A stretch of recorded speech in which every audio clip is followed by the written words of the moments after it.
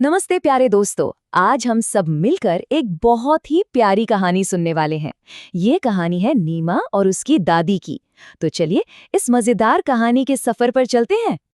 अच्छा, सबसे पहले ये बताइए, अपने परिवार के साथ पिकनिक पर जाना किस किस को पसंद है? अरे वाह, मुझे पता था, सबको पसंद है। साथ में खेलना, मजेदार खाना खाना और ढेर सारी बातें करना, कितना मजा आता है ना? तो चलिए अब हम सब मिलकर एक बहुत ही सुंदर सा चित्र देखते हैं। अपनी आंखें बिल्कुल तैयार कर लीजिए क्योंकि इसमें बहुत कुछ छिपा है। देखते हैं इसमें क्या क्या है। ये देखिए, कितना सुंदर नजारा है। नदी के किनारे एक पूरा परिवार पिकनिक मना रहा है। सबके चेहरे पर कितनी खुशी है। लग रहा है जैसे मौसम भी बहुत खुश है और हल्की हल्की धूप खिली हुई है। जरा ध्यान से देखकर सोचिए तो, इस चित्र में क्या क्या हो रहा है? मुझे तो बहुत सारी चीजें एक साथ होती हुई दिख रही हैं। चलो इसको थोड़ा और पास से देखते हैं। यहाँ देखिए, नदी में कुछ लोग नाव की सैर कर रहे हैं। अरे, एक लड़की के हाथ में तो रंग बिरंगे गुब्बारे भी हैं। उन्हें पानी में घूमना और ठंडी ठंडी हवा का मजा लेना कितना अच्छा लग रहा होगा। और अब यहाँ देखो, कुछ बच्चे पेड़ के पास मिलकर खेल रहे हैं। एक बच्चा तो पेड़ की डाल से बंधी रस्सी पकड़कर झूल रहा है। वाह, ये तो बहुत ही मजेदार खेल है। और ये देखिए, एक परिवार चादर बिछाकर साथ में बैठकर यम्मी यम्मी खाने का मजा ले रहा है। भाई, सब जब साथ मिलकर खाते हैं ना, तो खाने का स्वाद और भी बढ़ जाता है ना? पिकनिक का नज़ारा तो बहुत बढ़िया था। अब हम ऐसी ही एक प्यारी बच्ची और उसकी दादी की कहानी सुनेंगे। तो चलिए मिलते हैं हमारी कहानी के मेन कैरेक्टर्स से।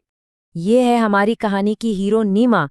देखिए, वो खुशी खुशी स्कूल से घर लौट रही है। उसके चेहरे की स्माइल बता रही है कि उसका दिन बहुत अच्छा गया है और उसका पिंक कलर का बैग कितना प्यारा है। तो नीमा जो है वो रोज दोपहर को ठीक 2 बजे अपने स्कूल से घर आ जाती है। जैसे ही घड़ी में 2 बजते हैं, नीमा दरवाजे पर। ये उसका फिक्स टाइम है। और ये है नीमा की प्यारी दादी। वो घर पर कितने सारे काम करती हैं, जैसे सब्जियां काटना, पर उनके घुटनों में दर्द भी रहता है, जिसकी वजह से उन्हें थोड़ी परेशानी होती है। अब घुटनों में दर्द की वजह से ही दादी ज्यादा चल फिर नहीं पाती, इसलिए वो कहीं बाहर घूमने भी नहीं जा पाती। वो ज्यादातर समय घर पर ही रहती हैं। आप सोचो, जब दादी दिन भर घर पर ही रहती हैं और ज्यादा चल भी नहीं सकती, तो उन्हें कैसा लगता होगा? क्या वो हमेशा खुश रहती होंगी? चलो कहानी में आगे पता करते हैं। नीमा बहुत ही समझदार बच्ची है। वो जानती है कि दादी बाहर नहीं जा सकती, इसलिए वो रोज स्कूल से आकर सबसे पहले अपनी दादी को स्कूल की सारी मजेदार बातें बताती है। इससे दादी का मन लगा रहता है। एक दिन की बात है, शाम का समय था और नीमा अपना होमवर्क करके दोस्तों के साथ खेलने के लिए बाहर जाने लगी। वो बहुत एक्साइटेड थी, लेकिन जैसे ही वो दरवाजे की तरफ बढ़ी, उसे किसी ने आवाज दी। दादी ने नीमा को प्यार से रोका और बहुत उदास होकर कहा, मेरा समय नहीं कटता। इसका क्या मतलब होता है? इसका मतलब है कि जब कोई अकेला होता है ना, तो उसे बहुत बोरियत महसूस होती है और लगता है जैसे टाइम पास ही नहीं हो रहा। दादी की उदास बात सुनकर नीमा को अच्छा नहीं लगा। वो एक पल के लिए रुकी और सोचने लगी कि वो ऐसा क्या करे जिससे दादी खुश हो जाएं और उनका अकेलापन भी दूर हो जाए। और फिर उसे एक बहुत ही प्यारा आइडिया आया। क्या कोई गेस कर सकता है कि नीमा अब क्या करने वाली है? जरा एक पल रुको और सोचो तो। दादी को खुश करने के लिए नीमा ने क्या सोचा होगा?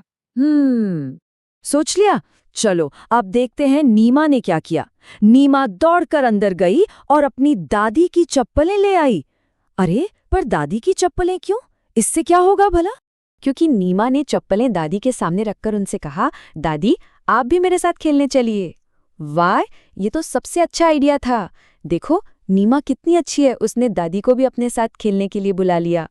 कहानी तो बहुत ही प्यारी थी, है ना? नीमा और दादी के बारे में जानकर बहुत मजा आया। चलो अब उनकी कहानी से जुड़ा एक मजेदार शब्दों का खेल खेलते हैं। सब तैयार हैं? Let's go. सबसे पहला और सबसे आसान सवाल, जल्दी से बताओ, इस कहानी में हमारे 2 सबसे प्यारे कैरेक्टर्स कौन थे? सोचो सोचो। बिल्कुल सही, हमारी प्यारी नीमा और उसकी प्यारी दादी। तो अब थोड़ी ब्रेन एक्सरसाइज करते हैं। कुछ ऐसे शब्द सोचते हैं जो न अक्षर से शुरू होते हैं, जैसे नीमा और नदी, और कुछ शब्द जो द अक्षर से शुरू होते हैं, जैसे दादी और दर्द। सोचो सोचो, और कौन से शब्द हो सकते हैं? अब एक मजेदार पहेली, यहाँ देखो क्या लिखा है, बदर। ये शब्द कुछ अधूरा सा लग रहा है ना? इसमें ऐसी क्या चीज गायब है जिससे ये एक उछल कूद करने वाले जानवर का नाम बन जाए?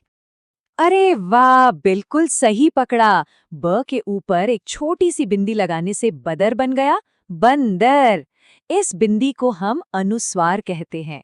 और देखो, अपना सही नाम सुनकर बंदर कितना खुश होकर नाच रहा है। चलो एक और ट्राई करते हैं। ये लिखा है पतंग। अगर हम त के ऊपर वैसी ही एक बिंदी लगा दें तो ये क्या बन जाएगा? सोचो, आसमान में क्या उड़ता है? शाबाश, पतंग। देखा, एक बिंदी से कितना फर्क पड़ता है। वाह भाई वाह, आज तो बहुत मजा आया। हमने एक प्यारी सी कहानी भी सुनी और खेल खेल में कितनी सारी नई बातें भी सीख ली। चलो एक बार जल्दी से याद करते हैं कि आज हमने क्या क्या सीखा। सबसे पहले हमने नीमा और दादी की बहुत प्यारी कहानी सुनी। फिर हमने न और द से शुरू होने वाले नए शब्द सोचे। और सबसे जरूरी बात, हमने अनुस्वार यानी बिंदी का इस्तेमाल समझा, जिससे बदर बन गया बंदर और पतंग बन गई पतंग। और इन सबसे भी जरूरी बात जो इस कहानी ने हमें सिखाई, वो ये है कि हमें हमेशा अपने परिवार के लोगों से, खासकर अपने बड़ों से बहुत प्यार करना चाहिए और उनका ध्यान रखना चाहिए। देखिए, नीमा के प्यार और देखभाल से दादी अब कितनी खुश हैं और दोनों साथ मिलकर खेल रहे हैं। जब हम एक दूसरे का ख्याल रखते हैं ना, तो सब हमेशा खुश रहते हैं। अच्छा, अब हम जल्दी